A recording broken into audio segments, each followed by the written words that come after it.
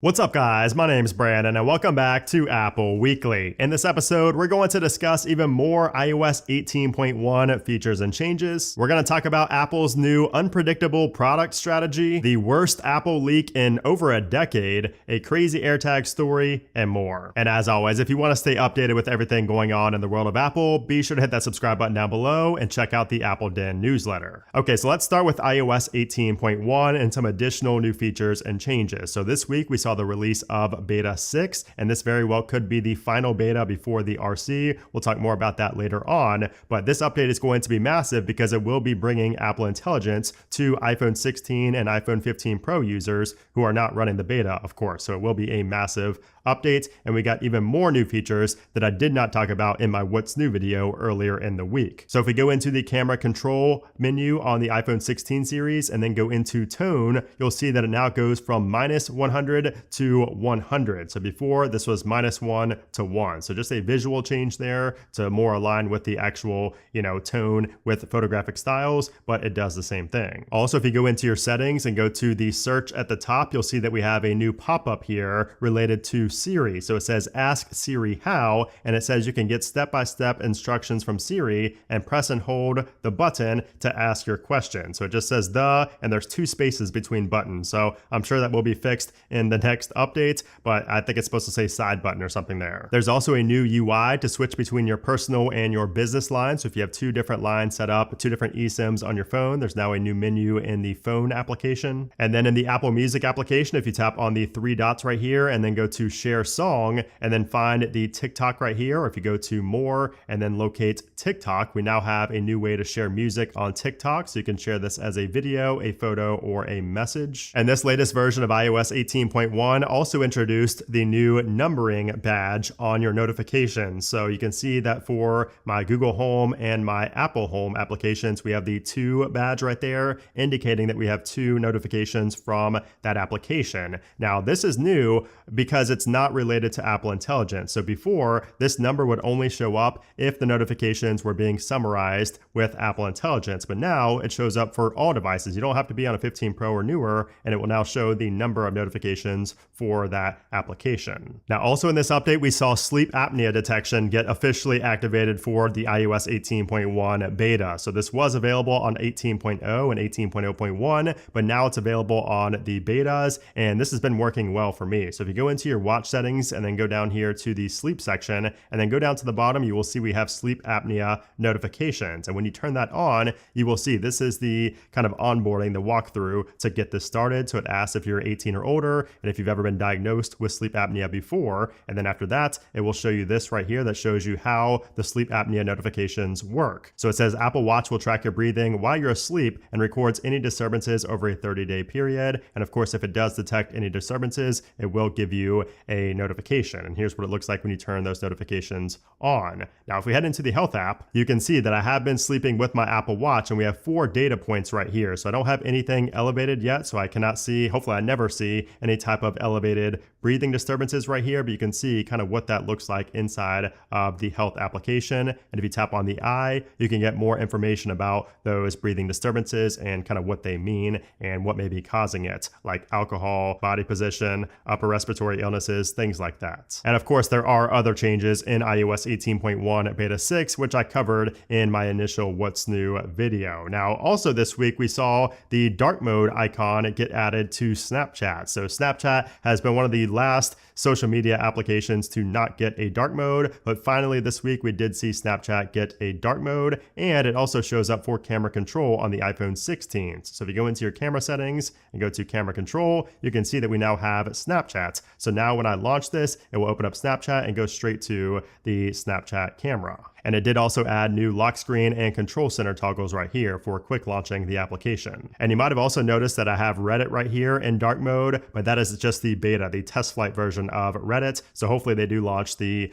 public version soon with dark mode icon. And you can see that Amazon right here is one of the last ones for me that's like a super eyesore on the home screen. Amazon and Waze both needed to get it together and give us a dark mode icon for iOS 18. Also this week, we saw Ticketmaster roll out support for the new iOS 18 ticket experience. So this is going to include more relevant information about the event, like a map of the venue, parking details, recommended Apple Music playlists, local forecast, location sharing, and a direct link to purchase merch. So this is pretty awesome, and I really like the look of these new tickets in the wallet application. Hopefully other companies besides Ticketmaster can support it. Now, as far as the performance and battery life goes, I don't really have any complaints at this point for iOS 18.1. So again, we are on beta 6, which does have an A at the end of the build number, which does usually indicate that we will have a pretty solid experience overall in terms of performance. And by reading your guys' comments on my What's New video, I was able to tell as well that a lot of you guys have seen an improvement in terms of performance. So if you had any issues on previous betas, those could very well be solved here with this 6th beta, and hopefully the RC will improve it even more. Now, as far as battery life goes, if we head into our settings and go to our battery right here, battery life has been pretty great for me, honestly, and I still have this update finishing in background.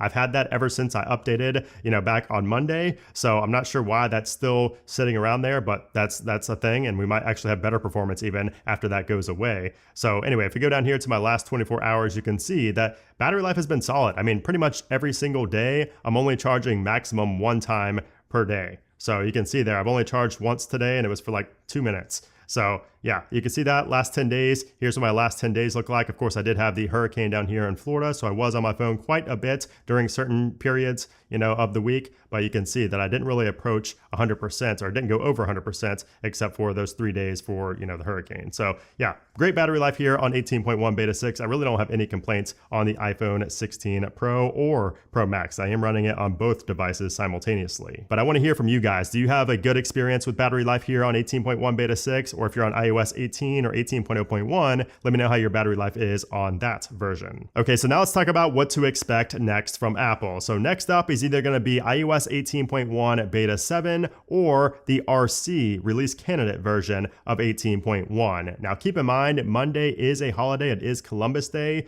so I find it hard to believe that Apple will release anything on Monday. So we could get something later in the week or even on Tuesday, or we could skip a week either this week or next week if we do get the RC next. So it's really hard to say at this point, but all we know right now is that Apple will be releasing, at least they're planning to release iOS 18.1 on Monday, October 28th. So we will have a 2-week, period of where we're either going to see an RC or another beta and then the RC, but we are expecting, according to Mark Gurman, to get 18.1 on the 28th because we should be seeing new Macs get released on November 1st, that Friday there. Okay, so now let's move on to the latest Apple news, and let's start with something that I don't think we've ever seen before and is perhaps the worst leak in Apple history aside from the big iPhone 4 prototype getting left in the bar in California in 2010. And this has to do with the M4 MacBook Pro. So as you know, the M4 MacBook Pro has not even been announced yet. We don't even have a date yet officially for the launch of the M4 MacBook Pro, but yet some Russian YouTubers have had their hands on it and already made a video unboxing the M4 MacBook Pro. Not just one YouTuber, at least 2. So one of these creators is named Weislacom, and he has over 11 million subscribers. So he made this 13-minute video unboxing the new MacBook Pro, and even Mark Gurman chimed in and said that it does indeed seem legit. And then one day later, another Russian YouTuber made a short video unboxing the same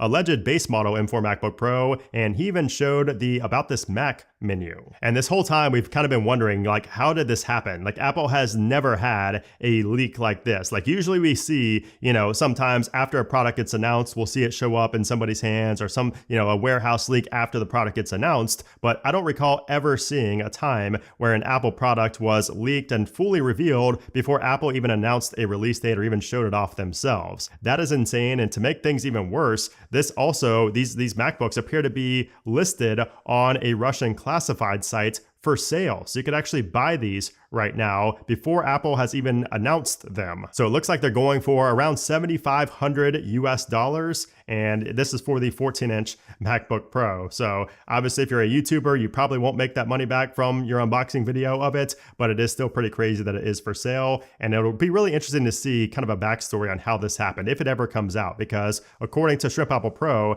this is the biggest warehouse leakage he's ever seen. And he says that the person who has these has 200 units of the M4 MacBook Pro in stock. So that is insane. And my first thought is who stole these? This is an organized crime group group of people who, strategically planned to steal these MacBooks in transit. So this is crazy. And again, I just can't wait to see if there's some type of story behind this in the future. Anyways, moving on to the more legit stuff, when can we actually expect to see these M4 MacBook Pros get in our hands? People who don't steal, when can we expect to see those? So Mark Gurman said that the M4 Macs are expected to come out on November 1st. That is the launch date that he expects. And these are still going to include the 14-inch MacBook Pro, a higher end 14 and 16-inch MacBook Pro, the redesigned Mac Mini, and the M4 iMac. And Gurman also expects a new iPad Mini to launch as well, but no M4 Mac Studio or Mac Pro. Those are not coming until 2025. And that report is the same one where he announces 18.1 and Apple Intelligence coming on the 28th. Now, Gurman did not mention anything about a Apple event in this new report, in his newsletter. So I'm very curious to see if we're actually going to see an Apple event in October like he's been saying in the past. So I hope we do. Hopefully we do see that. And if we are going to see an Apple event, we should see invites go out really within the next 2 weeks, I would think. And then speaking of Macs and Apple products, let's talk about Apple's new alleged product strategy moving forward. And this comes from Bloomberg's Mark Gurman as well. And he says that Apple might be planning to move away from its annual product upgrade cycle. So in this report, Gurman mentions that Apple Intelligence is partially to blame for, Apple's new plan of launching products only when they're ready to be launched and not sticking to a specific deadline. And he mentions that Apple's recent software blunders also prove that the increasing number of products and software makes it difficult to stick to a predetermined schedule. And we've seen this recently with the Apple Watch SE, for example. So that used to be on a 2-year release cycle. Now it appears to be on a 3-year release cycle just because that's when Apple deems it to be ready to launch again. And same with the Apple Watch Ultra. Like this year, we didn't see a new Apple Watch Ultra 3. We saw the Apple Watch Ultra 2 just in a new color because apparently, Apple just didn't have the 3rd generation ready yet. And keep in mind, this only applies to products that are not the iPhone,